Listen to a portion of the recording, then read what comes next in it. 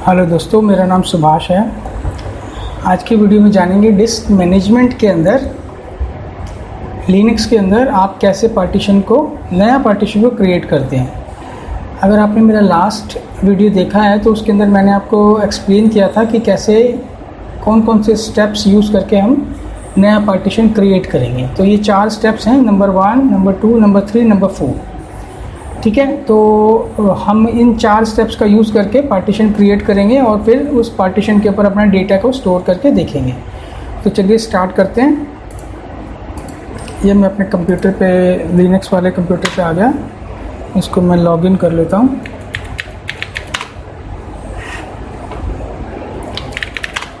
तो हमारे पास देखें, मैंने लास्ट वीडियो में बताया था एक कमांड था fdisk, और मैंने -l करके ये हमारा पार्टीशन, हमारी हार्ड डिस्क के ऊपर कितना पार्टीशन बने हुए हैं ये हमें डिस्प्ले कर रहा है। यहाँ पे देखिए, आप देख सकते हैं डिस्क, ये डिस्क का नाम दिखा रहा है, टोटल GB हमारी हार्ड डिस्क की पार्टीशन का साइज़ दिखा रहा है, बाइट्स में कन्वर्ट कर दिया उसने, और ये हमारे सेक्टर्स हैं। और इसके अंदर एक SDA1 नाम का एक पार्टीशन, SDA2, SDA3, यानी टोटल हमारे इस हार्ड डिस्क के ऊपर 3 पार्टीशन बने हुए हैं। और 20 GB की हमारी हार्ड डिस्क है, क्योंकि मैं वर्चुअल यूज़ कर रहा हूँ इस वजह से ये थोड़ा ज़्यादा दिखा रहा है। वैसे 20 GB की हार्ड डिस्क है। तो अभी हमारे पास एक LSBLK भी कमांड हमने यूज़ किया था, उसके अंदर हमने इसके थ्रू हमें देख सकते हैं कि टोटल हमारी हार्ड डिस्क पे 3 जो पार्टीशन बने हैं उन्होंने कितना स्पेस यूज़ किया हुआ है और हमारे पास अभी कितना स्पेस अवेलेबल है। तो इसके टोटल हमारा हार्ड डिस्क का स्पेस इसने 20 GB दिखा दिया, SDA1 200 MB, SDA2 9.8 GB और SDA3 1000 MB, यानी टोटल हमारे पास लगभग 11 GB हमारा यूज़ हो रहा है। और अभी हमारे पास 9 GB का स्पेस अभी अवेलेबल है, जिसके ऊपर हम अपना चौथा पार्टीशन क्रिएट करेंगे। तो कैसे पार्टीशन क्रिएट करते हैं, तो के लिए मैं यूज़ करूँगा fdisk कमांड। ठीक है, fdisk, और फिर कौन सी हार्ड डिस्क के ऊपर मुझे पार्टीशन बनाना है तो उसका नाम, तो मैंने लिख दिया देव SDA। तो इसने बोला कि मुझे कमांड यहाँ पर अगर मैं नया पार्टीशन क्रिएट करना चाहता हूँ तो नया पार्टीशन क्रिएट करने के लिए ऑप्शन होता है मेरे पास N for new partition, create new partition. और यहाँ पर आपने देख रहे हैं यहाँ पे लिखा हुआ M फॉर हेल्प। तो मैं क्या करता हूँ, यहाँ पे M प्रेस करके एंटर करता हूँ। तो ये हमारे पास कुछ कमांड्स हमें अवेलेबल करा रहा है। देखिए A B C D G। तो जो भी हमें यहाँ पे टास्क परफॉर्म करना है उसके थ्रू, इन कमांड्स के थ्रू हम उसको यूज़ कर सकते हैं। जैसे सपोज अभी हमें क्या करना है, हमें न्यू पार्टीशन क्रिएट करना है, ऐड ए न्यू पार्टीशन। तो मैं यहाँ पर N प्रेस करूँगा तो हमारे लिए ये नया पार्टीशन क्रिएट करने का हमें बताएगा कि कैसे हमें नया पार्टीशन क्रिएट करना है। इसी तरह से P लिखा हुआ है यहाँ पे, तो P print for partition table, ये बताएगा कि हमारे पास कितने पार्टीशन अवेलेबल है। जैसे मैंने P प्रेस किया, एंटर किया, तो ये हमें बता रहा है। जिस तरह से हमने लास्ट टाइम देखा था fdisk -l के थ्रू हमने देखा था, हमारी पूरी हार्ड डिस्क के बारे में डिटेल दी थी। डिस्क लेवल दिखा रहा है DOS, टोटल पार्टीशन 3 दिखा रहा है, SDA1, SDA2, SDA3, और टोटल सेक्टर हमारे जो पूरी हार्ड डिस्क के जो टोटल सेक्टर्स हैं वो ये दिखा रहा है। और हमने जो यूज़ करे हैं 3 पार्टीशन के लिए वो इतना दिखा रहा है। ठीक है, तो अब मैं क्या करता हूँ, यहाँ पे करता हूँ N फॉर न्यू। यहाँ पे हमने देखा था ना भैया, N for add a new partition. तो मैं N किया और ये एंटर। अब यहाँ पे बोलता है पार्टीशन टाइप आपको कौन सा बनाना है। P for primary, 3 primary. ये जो हमारे 3 पार्टीशन बने हुए, ये हमारे 3 प्राइमरी पार्टीशन बने हुए हैं। 0 एक्सटेंडेड, यानी कि अभी इसके अंदर कोई भी एक्सटेंडेड पार्टीशन नहीं है। 1 फ्री, यानी कि एक पार्टीशन इसके अंदर अभी फ्री है जिसके ऊपर हम अपना नया पार्टीशन बना सकते हैं। अब उसके ऊपर हम या तो अब प्राइमरी बना दें या हम एक्सटेंडेड बना दें। P for primary, E for extended. तो मैंने कहा कि सबसे पहले P फॉर प्राइमरी, यानी कि मैंने कहा कि चौथा जो पार्टीशन मैं बनाने जा रहा हूँ वो मुझे प्राइमरी पार्टीशन बनाना है। P करके और मैंने करा प्रेस एंटर। तो इसने बोला कि जो आप प्राइमरी पार्टीशन बना रहे हैं उस प्राइमरी पार्टीशन का जो पहला सेक्टर होगा, 4th पार्टीशन का जो पहला सेक्टर होगा वो यहाँ से स्टार्ट होगा। देखो यहाँ तक तीसरा पार्टीशन हमारा यहाँ पे ख़त्म हुआ था, तो इसने चौथा पार्टीशन उसके जस्ट नेक्स्ट ले लिया। ठीक है, मैंने यहाँ पे कर दिया एंटर। फर्स्ट पार्टीशन, चौथा पार्टीशन जो हमारा है उसका फर्स्ट सेक्टर यहाँ से शुरू हुआ, और यहाँ पे अगर मैं एंटर करूँगा तो ये क्या करेगा, ये पूरा का पूरा यानी कि टोटल जो 9 GB हमारे पास स्पेस है वो सारा का सारा ये प्राइमरी पार्टीशन बना देगा। लेकिन मैं कहता हूँ कि मुझे 9 GB का पार्टीशन नहीं चाहिए, मुझको चाहिए 3 GB का पार्टीशन। तो मैंने यहाँ पे लिखा +3G। मैंने कहा मुझे 3 GB का एक पार्टीशन बना के दे दो, और 3 GB का अगर मैं बना देता हूँ तो 9 में से 3 यूज़ कर लूँगा तो 6 GB हमारे पास पार्टीशन स्पेस बचा हुआ रह जाएगा। तो मैंने 3 GB लिखा +3 GB और देन एंटर। तो इसने हमारे लिए एक 3 GB का पार्टीशन क्रिएट कर दिया। अब मैं दोबारा से यहाँ पे पी करके और एंटर करूँगा तो यहाँ पे आप देखेंगे पहले हमारे जो 3 पार्टीशन दिखा रहा था, अब ये हमारा चौथा पार्टीशन बन गया। और इसका जो इसका प्राइमरी का आईडी होता है वो होता है 83। हमने चौथा पार्टीशन बना दिया। हम अब कहते हैं कि हमें एक 5वां पार्टीशन भी क्रिएट करना है।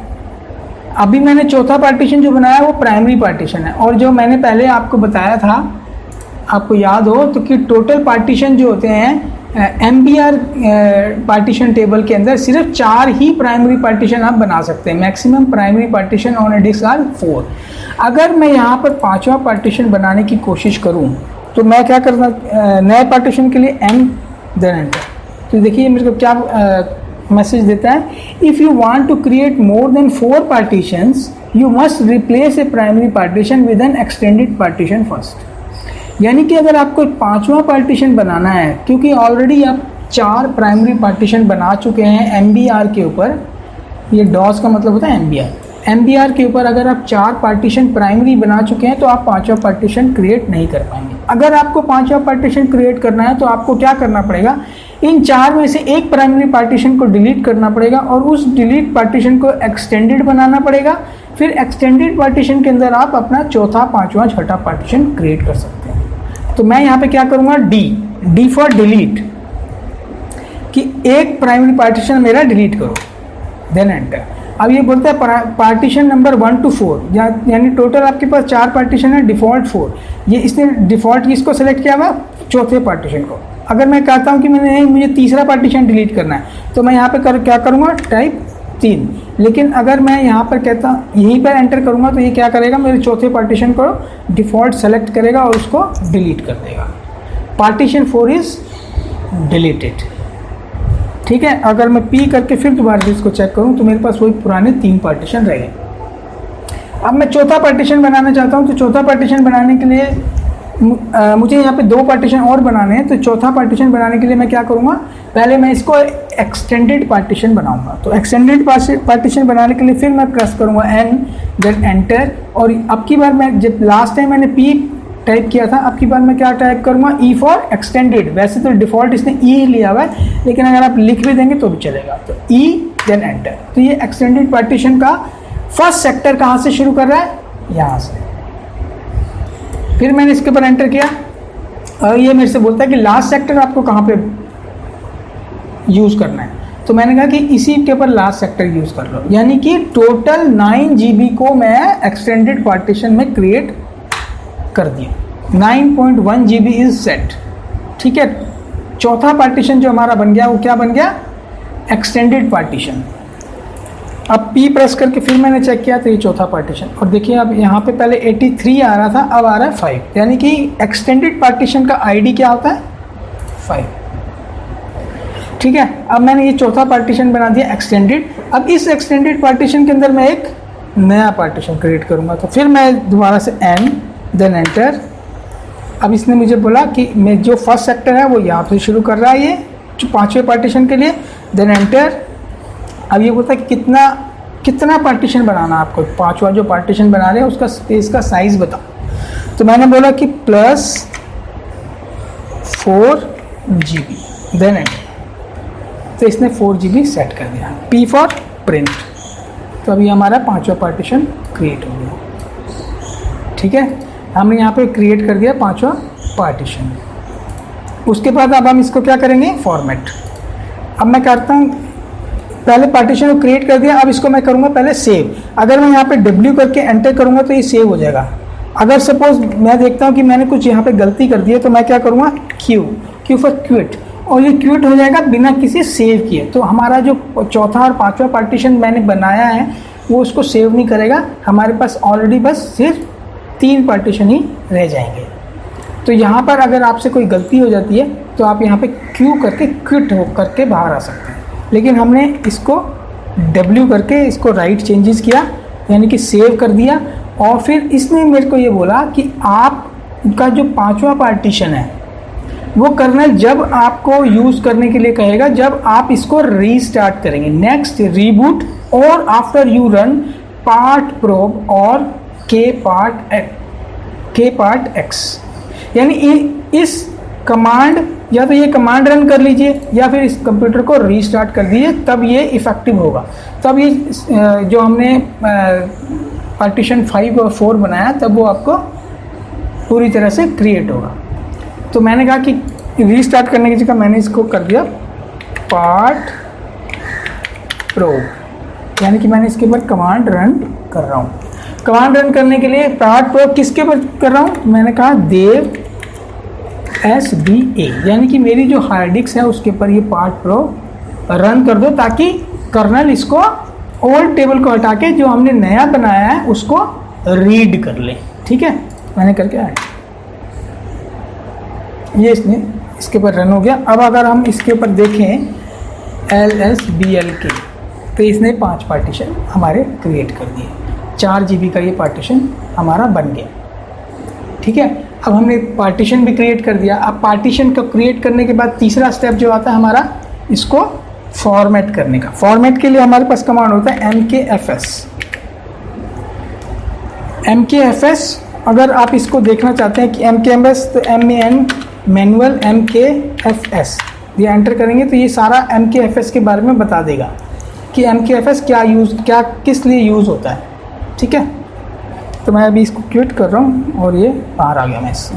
अब हमने यहाँ पर टाइप किया MKFS और फिर इसका सिंटैक्स जो होता है वो कुछ इस तरह से होता है MKFS, और इसको मैं फॉर्मेट करने जा रहा हूँ। तो किस फाइल फॉर्मेट से मैं इसको फॉर्मेट करूँगा, किस टाइप से फॉर्मेट करूँगा। तो मैंने कहा T4 टाइप फॉर्मेट करो। टाइप किस टाइप से, ext4 से। अगर आप यहाँ पे देखें तो देखिए यहाँ पे मैंने लिखा है फॉर्मेट द क्रिएटेड पार्टीशन, और यह मैंने फाइल सिस्टम दिया हुआ है ext2 3 4 xfs। तो वही चीज़ मैंने यहाँ पे लिखा है कि किस फाइल सिस्टम से मैं इसको फॉर्मेट करने जा रहा हूँ। तो मैंने कहा ext4 से इसको फॉर्मेट करो, और किसको फॉर्मेट करो, देव SDA 5 को। तो ये देखिए इसने इसको फॉर्मेट भी कर दिया। Done done. ठीक है, अब ये हमारा पार्टीशन फॉर्मेट भी हो गया। फॉर्मेट करने के बाद लास्ट स्टेप जो हमारा आता है वो आता है हमारा माउंट द पार्टीशन। माउंट करना है हमें पार्टीशन को, ताकि हम उस एरिया के ऊपर अपने डेटा को स्टोर कर सकें। तो स्टोर करने के लिए हम क्या करेंगे, माउंट करने के लिए हम क्या करेंगे, तो माउंट करने के लिए हमें एक डायरेक्टरी क्रिएट करनी पड़ेगी कि उस डायरेक्टरी के अंदर जाके, जैसे विंडोज़ के अंदर तो क्या करते हैं C ड्राइव D ड्राइव के अंदर हम जाके सेव करते हैं, लेकिन इसके अंदर क्या होता है कि आपको माउंट करना पड़ता है, और माउंट का एक पाथ स्पेसिफाई करना पड़ता है कि आप इस पाथ के ऊपर मेरे डेटा को सेव करके रखें। तो मैंने क्या करा यहाँ पर mkdir, और मैंने यहाँ पे बनाया माई वॉल्यूम, देन एंटर। तो मैंने एक डायरेक्टरी बना दी यहाँ पर। ठीक है, डायरेक्टरी बनाने के बाद अब मैं इसको माउंट कर दूँ। अब यहाँ पे देखिए मैं आपको दिखाता हूँ। अगर आप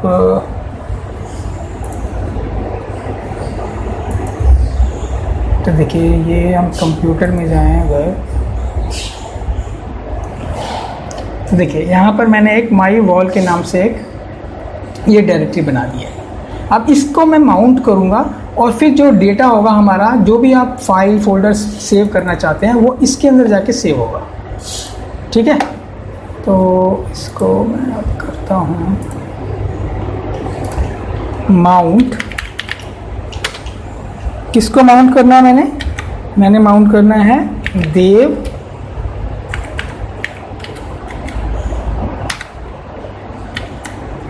SDA5 को, और कहाँ पे माउंट करना है, माई वॉल पे, देन एंटर। तो ये हमारा माउंटिंग पॉइंट क्रिएट हो गया। और अब मैं एक कोई फाइल बनाता हूँ, जैसे मैंने कैट, और ये मैंने कैट फाइल बना दी कहाँ पर, माई वॉल के अंदर।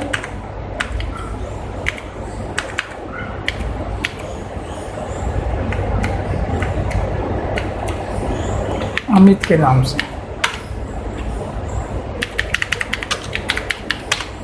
कंट्रोल डी से मैंने इसको सेव कर दिया। अब मैं ls करके टाइप चेक करूं कि माई वॉल, तो आप ये देखेंगे अमित नाम की एक फ़ाइल यहाँ पे क्रिएट हो गई। इसी को अगर आप इसमें चेक करना चाहें, फिर माई कंप्यूटर में चलें, तो आप देखेंगे यहाँ पर आपकी ये फाइल यहाँ पर डिस्प्ले होगी, और इसको आप ओपन करके देखेंगे तो ये आपको, ठीक है। अब ये हमारे 4 स्टेप्स थे जिसके थ्रू हम अपने पार्टीशन को क्रिएट कर सकते हैं। यानी कि अब हमारा 3 GB का पार्टीशन यहाँ पर माउंट हो चुका है, और अब 3 GB तक का डेटा, सॉरी 4 GB तक का डेटा, क्योंकि हमने 4 GB का पार्टीशन क्रिएट किया था ना, 4 GB तक का डेटा हम इसके अंदर अपना स्टोर कर सकते हैं। अगर मैं यहाँ पर df कमांड चलाऊँ, एक df कमांड होता है, ये हमें बताता है कि हमारे कंप्यूटर में कौन कौन से पार्टीशन माउंट हुए हैं। तो मैंने यहाँ पे लिखा df-h और t, तो ये यहाँ पे बता रहा है, देखिए एक तो SDA1 नाम का पार्टीशन कहाँ पे माउंट हुआ है, /boot पे। SDA2 का पार्टीशन कहाँ पे है, /p, और SDA5 का पार्टीशन कहाँ पे है, /my-wall पे, और इसका साइज़ बता रहा है 3.9 GB, और इसका साइज़ 9.8 GB, और इसका साइज़ बता रहा है ये 197 MB। अब जिस तरह से माउंट कमांड से माउंट होता है, उसी तरह से u कमांड से, u माउंट से अनमाउंट होता है। अनमाउंट कर दूंगा तो क्या होगा कि अभी जो मैंने कमांड यहाँ पे रन किया था ls,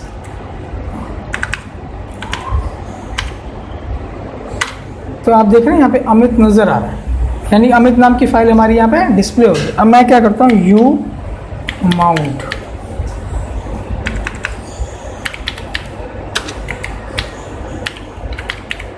मैंने u माउंट कमांड चलाया और इसको अनमाउंट कर दिया।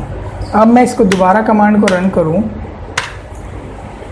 तो हमारी फाइल इसमें डिस्प्ले नहीं होगी। तो ये इसी तरह से होता है जैसे हम विंडोज़ के अंदर क्या करते हैं, डी ड्राइव का नाम बदल के ई ड्राइव कर देते हैं, या ई का नाम जी कर देते हैं। तो फिर बाद में जब हम उसको अपनी फाइल को ढूंढते हैं या फोल्डर को ढूंढते हैं तो हम डी की जगह पे ई ड्राइव को ओपन करते हैं। अब मैंने क्या करा कि इसका माउंट पॉइंट चेंज कर दिया। चेंज कैसे कर दिया, तो मैंने एक और बनाया mkdir/my-data, एक माई डेटा नाम की एक डायरेक्टरी और क्रिएट की, और अब मैंने फिर माउंट करा, माउंट किसको माउंट करना है, देव SDA5 को, कहाँ पर, माई डेटा। अब मैं अगर ls करूं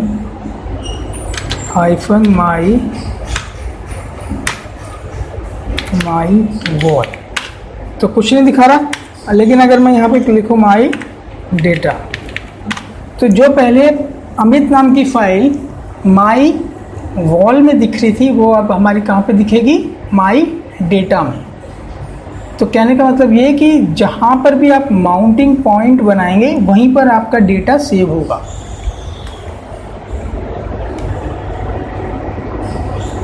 ठीक है, तो लेकिन इसके अंदर एक चीज़ और बात ध्यान रखने वाली है कि जब भी आप माउंट करते हैं तो वो टेम्परेरी होता है। कहने का मतलब ये है कि अगर मैं इस कंप्यूटर को अभी रीस्टार्ट करूं तो जब ये रीस्टार्ट होकर दोबारा से हमारे कंप्यूटर दोबारा से स्टार्ट होगा तो जो ये माउंटिंग पॉइंट है ये गायब हो जाएगा, हट जाएगा, आपको दोबारा से माउंट कमांड रन करना पड़ेगा। तो ये माउंटिंग जो होती है दो तरह की होती है, एक होती है टेम्परेरी और एक होती है परमानेंट।